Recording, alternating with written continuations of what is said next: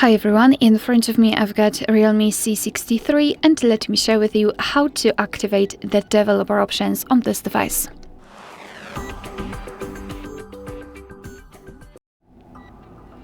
So let's start with opening the settings, and here in this general list we have to scroll down to the very bottom to find About Phone. Now we have to localize a special number which is called build number, so let's start with entering the version. And as you can see, the build number is at the very top. So now all we have to do is to keep tapping on it until you'll see that you're in the developer mode.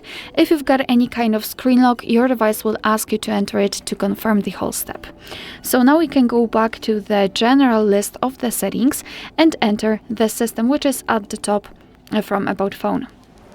Now let's scroll down, and as you can see here we've got developer options, so let's tap on it, and here we've got plenty of advanced settings which we can customize. So for example, we can show view updates, we can change the window animation scale, show surface updates, visual feedback for tabs. Here we've got some options which are connected with the Bluetooth, overall with the networking because we've got the USB, Wi-Fi, etc.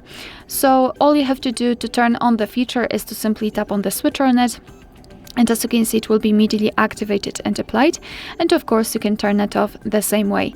If you've got the options without the switcher, simply tap on them to open more options to choose from.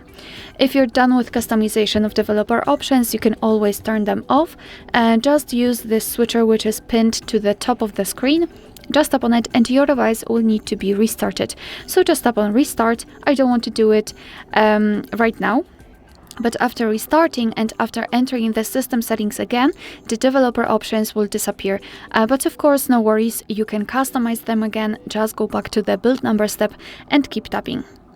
Alright, so that will be all. Thank you so much for watching. Please hit the subscribe button and leave the thumbs up.